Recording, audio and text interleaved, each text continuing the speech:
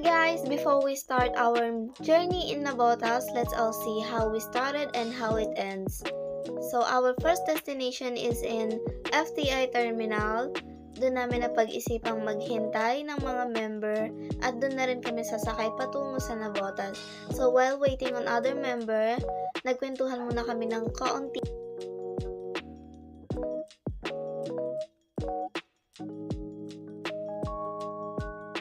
Dito na kami ngayon sa kaya ng bus. So, paalis na po kami guys. Simula na kami. Umuulan pa. Yun ang dilim. Yun ang pinakahihintay ng lahat.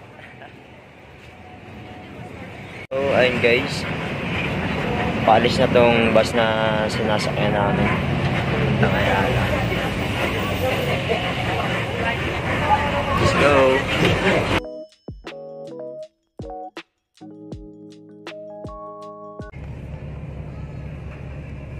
Kukunin na kami ni Lord. So, pangalawang sakay na namin ito papuntang yung una is galing kami sa SPI to Juan Ayala and yung pangalawa is Ayala to Monumento. Ayun lang guys. Okay na. Alam tayo. Let's go! A few moments later. Sa bus, nakasakay ang 7 estudyante. Di ba kita? Maliit. Madilim? Nagre-reklamo ang isa. Madilim daw. Si Carlin, ang pangalan niya. Sabi niya, pagbabaraw, kakain kami. Kasi, nagugutom na siya.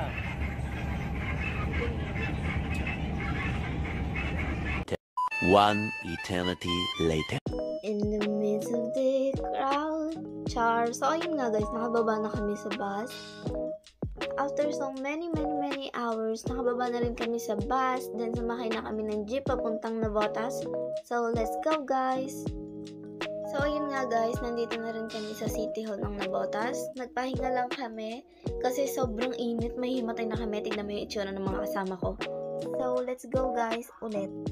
After naming magpahinga, nagtanong kami sa barangay tanod or sa mga nagtatrabaho sa barangay. I mean, City Hall nila. Kung may maganda pa bang places na pwedeng puntahan. Pero nag-search naman kami about sa Navotas kung saan kami pupunta, pero we have to make sure muna.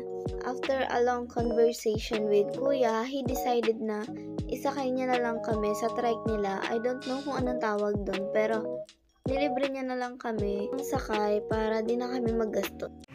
So, ayun guys. So, sumama tayo ngayon sa Sentinel Dark Side. What's up guys? Sama kami sa kanila. Papunta kami ng Alapaan. Sa amin kami lang ang may alam. So, bago kami pumunta or makarating sa aming destination, let's all have a trivia muna about Navotas. Did you know that Navotas is known as commercial fishing hub of the Philippines? Ito rin yung third largest fishing hub in Asia and Southeast Asia. So, hindi lang siya sa Philippines kilala, but buong Asia and Southeast Asia. Kilala ang Navotas sa festival nila, which is Pangisdaan Festival, and they known as a seafood city. Kasi di ba mabenta sa kanila yung dilis, then yung patis na rin kahit hindi siya seafood. Pero doon naman nanggaling yung patis, di ba? Sa seafood. So, years had passed.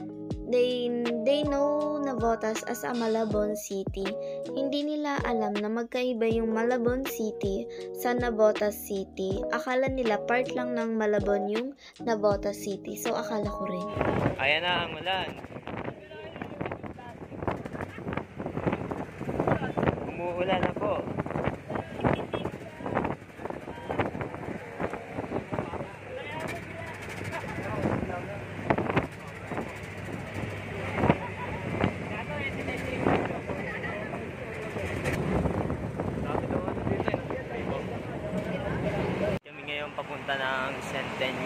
Park. Kasi, Lumagpas po yung mga sinasakyan namin. Pabalik na po.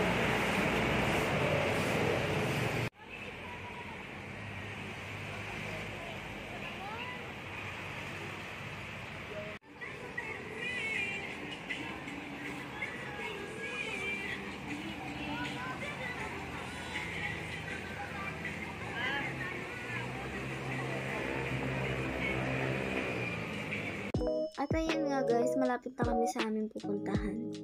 So ayun nga guys, yung pupuntahan dapat namin is Centennial Park. Pero yung nadatnan namin is naging quarantine park na siya.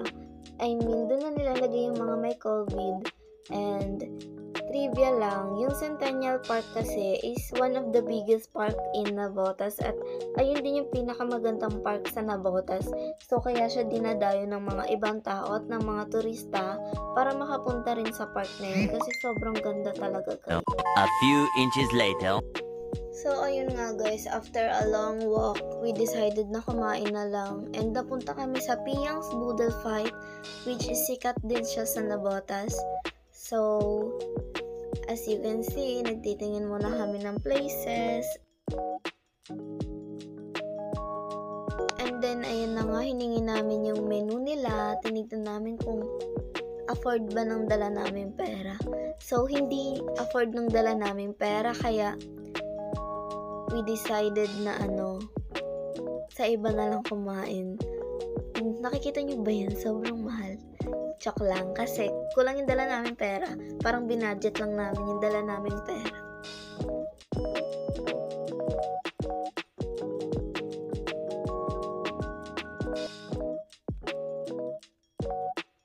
Kaya ayun, binigay na lang namin yung menu. Pero nag-thank you kami kasi nakakahiya namang umalis. No?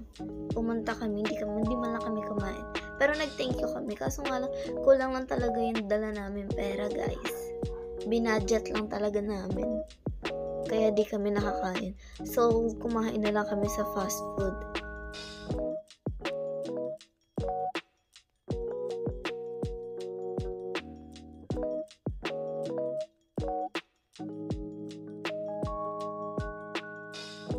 Two hours later.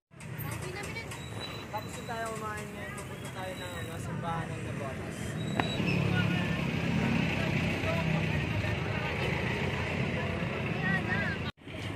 Habang pupunta kami sa simbahan, nadaanan namin yung hospital ng Navotas City. And of course, nadaanan din namin yung school ng Navotas City.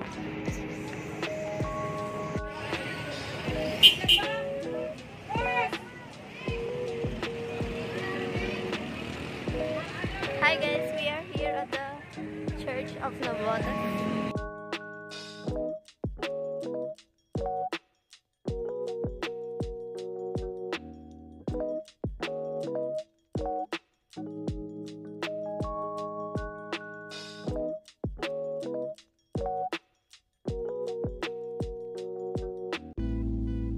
San Jose Diocesan Parish of Navotas City was the name given to the locality after its patron Saint Joseph. Itinatag ang simbahang ito noong Mayo 29, 1859 upang bisitahin ng mga taga-Tondo.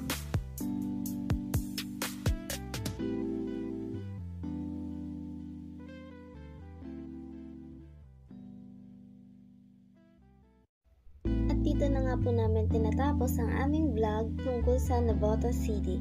Maraming salamat po sa panonood. Punta kami ngayon sa Centennial Park. Ay, vlog. Kung saan, yung mga taga, saan ang mga kalahin ni Carlene? Ang kalahin niya. Punta na natin.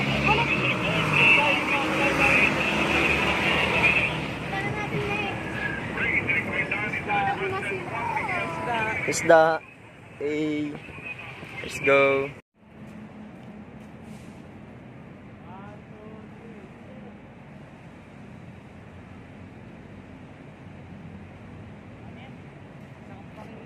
Sana pa sa ibang view naman. Ice cream. Mamaya ka na mag-ice cream. Ginawa ko view. Ay, mas mausipa mo. So, ayun guys, nandito tayo ngayon sa malapit sa may McDo. Gold at Tagin mo yun. Wait lang, wait. Shoutout nga pala sa 1,000 viewers. Nandito kami ngayon sa Caloocan. Gahanap ng masasakyan.